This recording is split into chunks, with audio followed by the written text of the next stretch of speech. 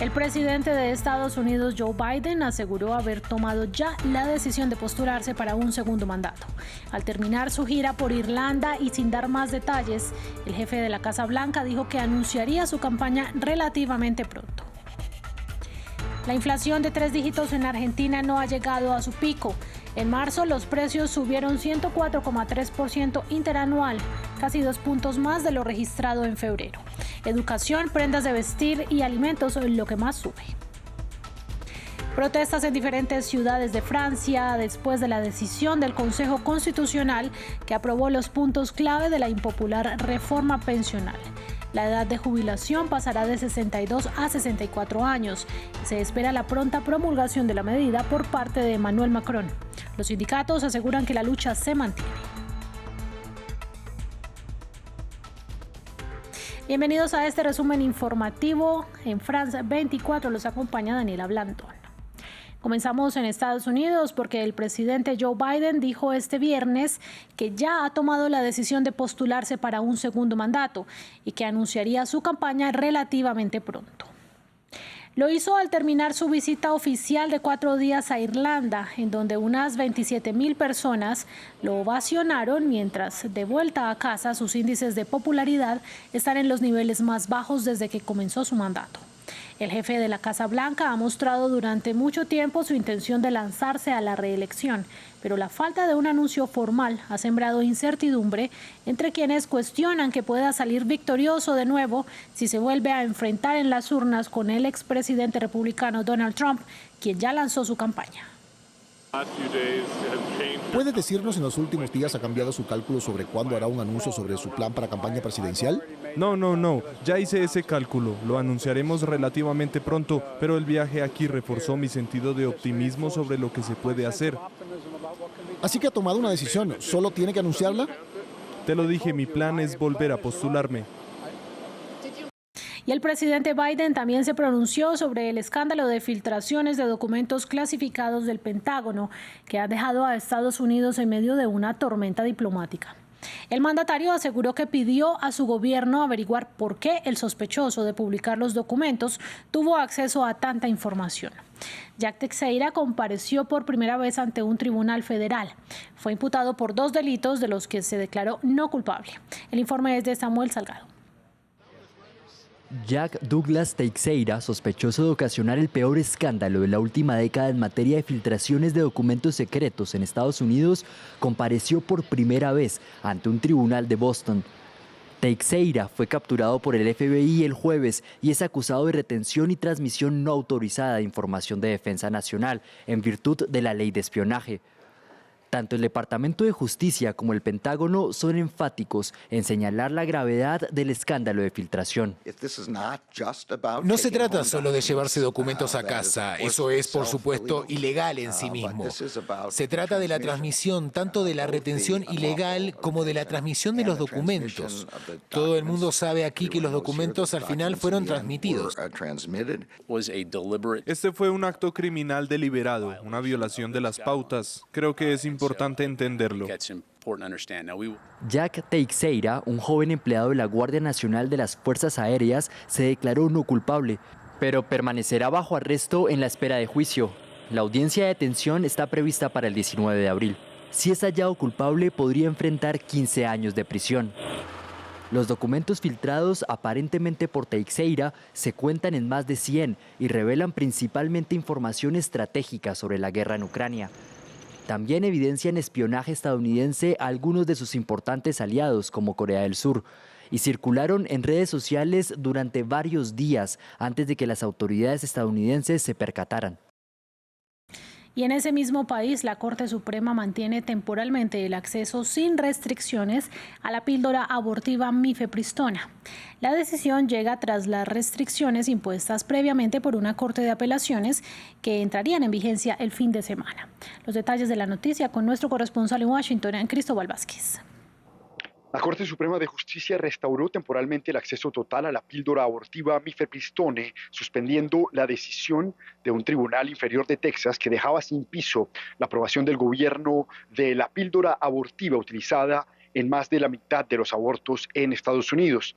El juez Samuel Alito accedió a la solicitud del gobierno de restaurar hasta el miércoles de la próxima semana el acceso total a la píldora y solicitó además información adicional para el próximo martes. Concretamente, el gobierno de Biden y el fabricante de medicamentos Danco Laboratories instaron a la Corte a no cuestionar la experiencia de la Administración de Drogas y Alimentos de Estados Unidos, FDA, que se basó en datos de docenas de ensayos clínicos cuando aprobó la mifepristone hace 23 años y que ahora un juez nombrado por Trump está cuestionando. Según el gobierno, dejar el fallo del juez de Texas en su lugar crearía confusión e incertidumbre para los proveedores de servicios de aborto y tendría consecuencias devastadoras para la capacidad de la industria farmacéutica y para que esta industria pueda llevar nuevos medicamentos al mercado.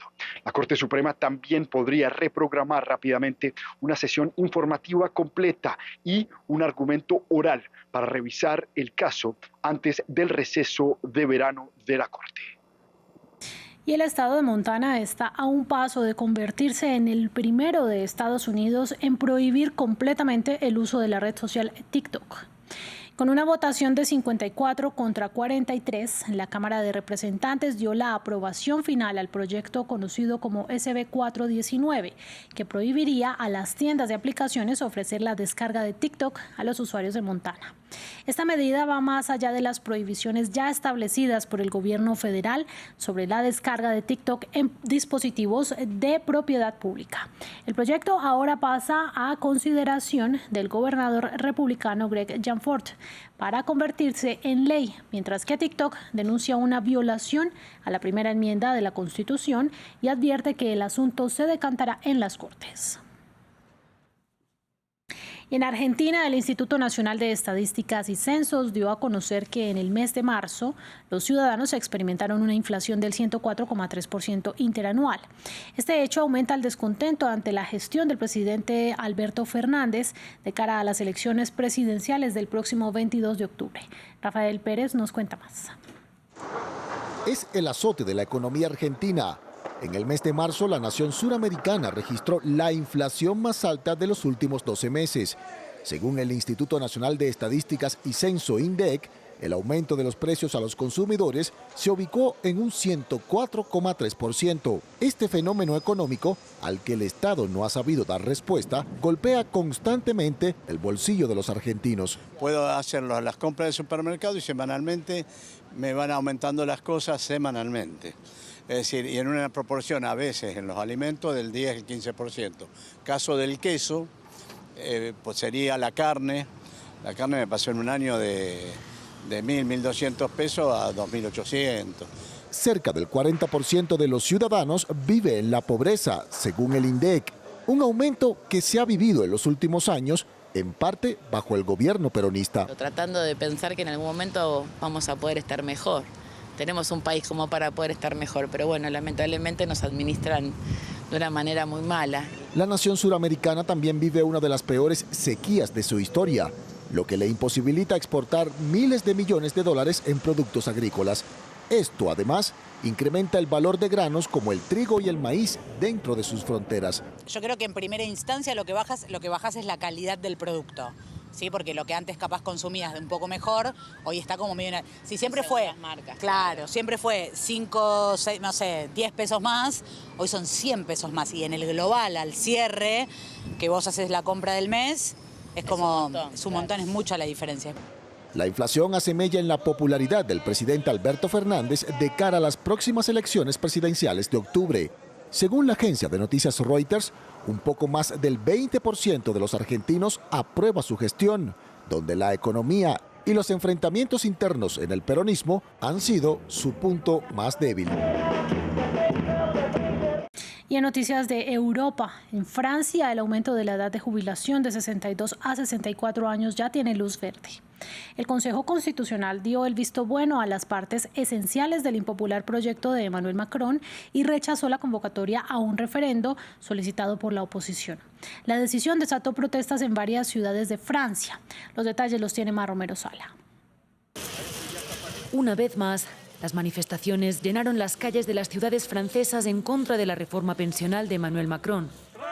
En Lyon, Rennes y, por supuesto, París, la coalición de 8 sindicatos convocó protestas para rechazar la aprobación definitiva del Consejo Constitucional de este proyecto de ley, que sube la edad de jubilación de los 62 a los 64 años y que alrededor del 70% de los franceses desaprueba.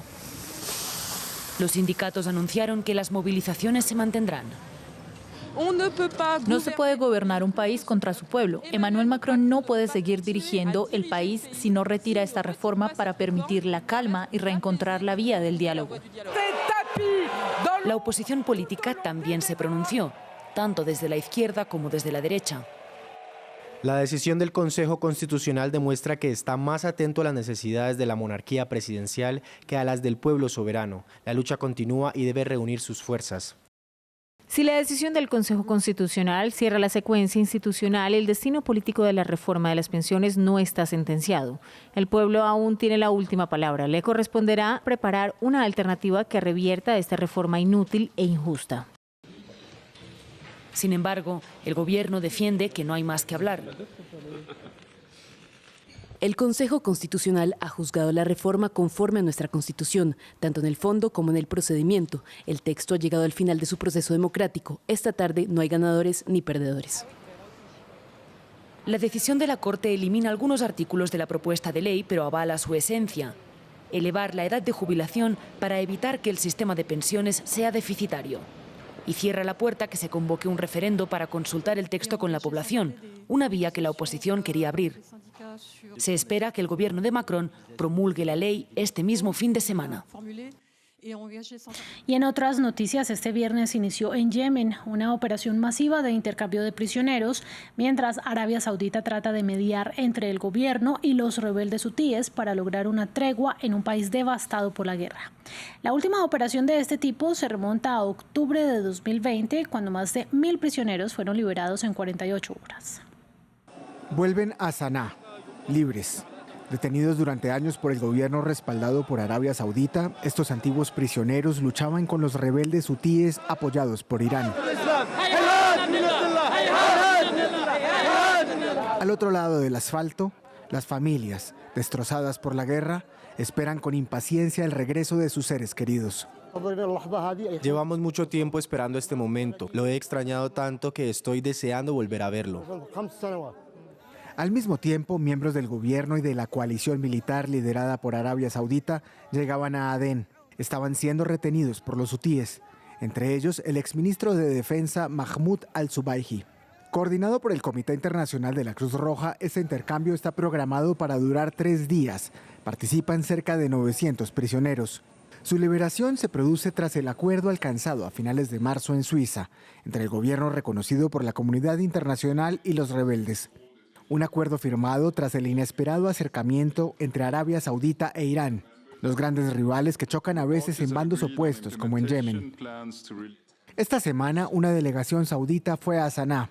Se marchó el jueves con un acuerdo preliminar sobre una tregua y la promesa de nuevas conversaciones. Esto hace albergar esperanzas de que se calme la situación en este país, donde la guerra ha provocado una de las peores crisis humanitarias del mundo, con cientos de miles de muertos y millones de desplazados. Y terminamos con noticias para los amantes del rock. Este viernes, la icónica banda Metallica lanzó su 11º disco titulado 72 Seasons. El nuevo trabajo discográfico de la agrupación californiana consta de 12 canciones líricamente densas que referencian los primeros 18 años de la vida del cantante James Hetfield, que tocan temas como la depresión, el suicidio y la búsqueda de la luz. El disco incluye Inamorata, el primer tema de más de 10 minutos de duración en la historia de Metallica.